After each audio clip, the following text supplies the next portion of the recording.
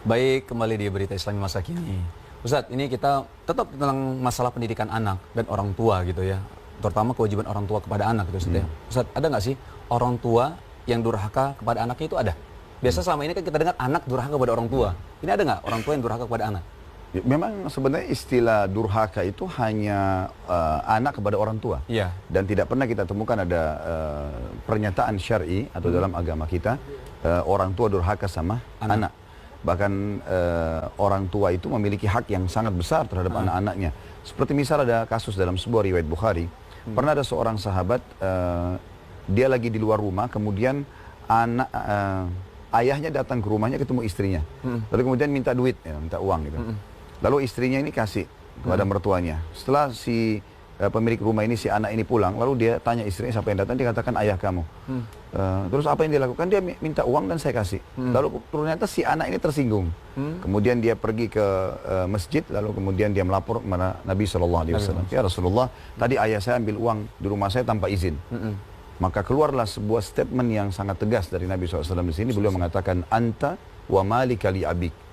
Kamu dan hartamu milik ayahmu. Masya Allah. Maknanya di sini sangat tinggi sekali. Bahkan dalam masalah hukum kisos, kalau misalnya ada anak yang membunuh orang tua, tidak diragukan lagi akan dikisos, gitu kan?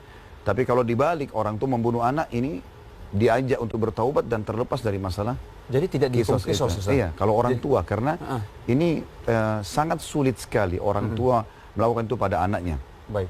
Sampai pernah seseorang bertanya kepada Hasan Basri, kapan saya bisa membalas bakti ayah saya? Dia bilang, saya punya seorang ayah.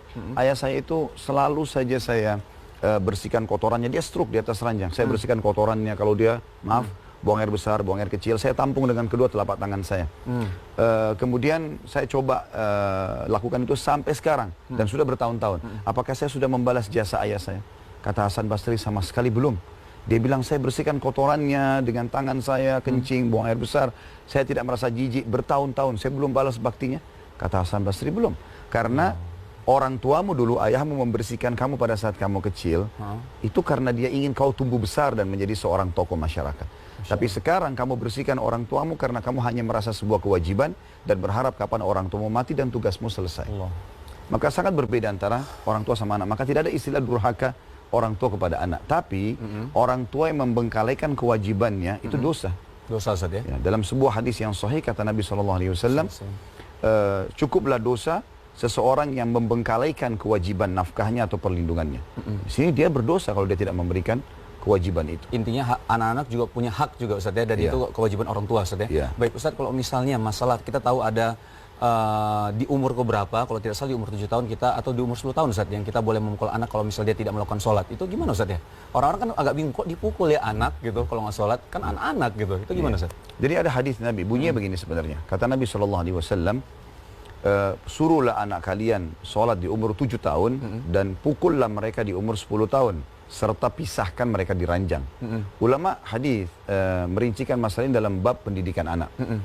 Mereka mengatakan ini menandakan pertama pentingnya sholat. Sampai-sampai harus ditekankan anak-anak itu untuk belajar sholat di umur 7 tahun.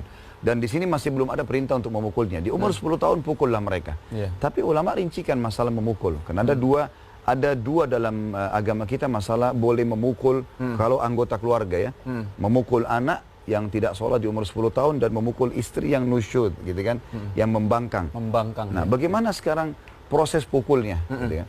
Maka ulama hampir semua sepakat mengatakan darbatun ghairu mubarrah. Pukulan itu harus tidak berbekas. Sesuai juga dengan hadis Nabi SAW, hindari wajah dan kepala. Artinya sebagian ulama mengatakan dia menggunakan maksimal kayu siwak yang dia ingatkan kepada anaknya. Jadi kayak lebih kena ke hati Ustaz ya? Ya, kayak gitu sebenarnya lebih kepada sentuhan seperti itu. Jadi ini bukan cuma sekedar menyakiti fisik, tapi seperti sebuah peringatan saja bahwasanya kamu telah salah. Baik. Ustaz, kalau misal anak kita sudah didik, kita melakukan kewajiban kita sebagai orang tua, tapi anaknya di luar tetap bandel nih Ustaz, padahal kita sudah memberikan yang terbaik gitu. Itu gimana Ustaz? Apa hilang tanggung jawab kita? Sebenarnya ada faktor keimanan di sini yang perlu kita bahas. Teman-teman sekalian, kalau kita bertakwa kepada Allah, kita beriman kepada Allah, maka dipastikan itu bisa terwariskan kepada anak keturunan kita dan bisa punya tampias di sekitar lingkungan sekitar kita. Dan kita tahu kisah yang masyhur tentang Umar bin Khattab radhiyallahu anhu pada saat beliau keliling-keliling kota Madinah di malam hari. Beliau melewati rumah seorang nenek penjual susu bersama cucunya. Kemudian Umar bin Khattab pun mendengar pembicaraan antara nenek sama susu. Si nenek mengatakan, bagaimana kalau kita tambah saja, campur saja dengan air supaya susunya itu lebih banyak jumlahnya. Lalu si cucu mengatakan, kalau Umar tahu Umar akan marah. Lalu neneknya mengatakan, tidak, Umar tidak tahu. Kemudian lalu cucu ini menangis sambil mengatakan, bagaimana dengan Tuhannya Umar. Mendengar statement ini, Umar bin Khattab tidak banyak berbicara lagi. Dia pulang ke rumahnya, dia bangunkan seluruh anak laki-lakinya dan dia tawarkan untuk menikah. Dia mengatakan siapa yang mau menikah dengan cucunya penjual susu, gitu. Masya Allah. Karena dia tahu kesolehan si wanita ini. Baik. Dan betul-betul ulama sejarah mengatakan dari perempuan ini pada saat dia menikah dengan salah satu anak Umar, namanya Asim, kemudian punya anak Abdul Aziz punya anak Umar. Dan Umar bin Abdul Aziz seorang khalifah muslim yang terkenal dengan kesolehannya, dan para ahli sejarah mengatakan ini adalah turunan atau warisan dari si nenek yang atau si perempuan tadi yang soleha itu. Masya Allah. Jadi sebenarnya kita bisa punya tampiasan untuk itu. Baik Ustadz, itu pengaruh orang tua, keimanan orang tua itu ternyata langsung ke anak-anak juga Ustadz ya. Ustadz, Afwan nih minta kesimpulan dari antum Ustadz. Sedikit aja. Baik. Yang pertama sebenarnya perlu Bapak Ibu sekalian memahami pendidikan sangat penting dalam Islam, dan kita tahu pondasi agama kita adalah ilmu. Imam Syafi'i mengatakan siapa yang mau dunia maka dia harus punya ilmu, siapa yang mau punya akhirat dia harus punya ilmu, siapa yang mau ingin keduanya dia harus punya ilmu. Dan ilmu di sini adalah ilmu agama maksudnya, karena ilmu agama adalah kewajiban, sementara ilmu dunia adalah sunnah. Maka ini poin yang harus disadari. Yang kedua, renungilah baik-baik khusus berhubungan dengan bahasan tema kita, ayat firman Allah Subhanahu wa taala dalam surah Al-Maidah ayat 90 dan 91. A'udzubillahi minasyaitonirrajim, ya ayyuhalladzina amanu ya innamal khamru wal maisiru wal ansabu wal azzamu rijum amali syaitan fajtanibuhu la'allakum tuflihun. Hai orang beriman, jauhilah judi, khamar, ya mengundi nasib dengan anak panah, menyembelih untuk selain Allah, karena itu akan agar kalian beruntung. Lalu dikatakan innama yuridu syaitanu ayat 91, innama yuridu syaitanu yuqi'a bainakumul adawata wal baghdha fil khamri wal maisir wa yasuddakum an dzikrillahi wa anis shalah fahal antum muntahun. Ketahuilah kata Allah, sungguhnya syaitan ingin menyesatkan kalian, menyerumuskan kalian pada kerugian, ya, kesusahan hidup dengan khamr dan judi, dan menjauhkan kalian dari zikir kepada Allah. Apakah kalian ingin meninggalkannya? Jadi fahami baik-baik ayat ini.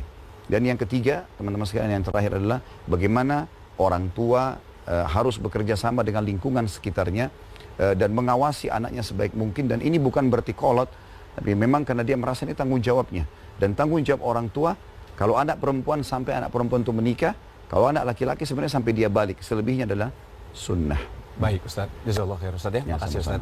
Baik saudaraku, tidak terasa kita sudah ke acara. Mudah-mudahan bermanfaat untuk kita semua. Jangan lupa untuk saksikan terus Beriman setiap Senin sampai Jumat pukul 11.30. Akhir kata saya dan Ustaz Khalid undur diri. Assalamualaikum warahmatullahi wabarakatuh. Waalaikumsalam warahmatullahi wabarakatuh.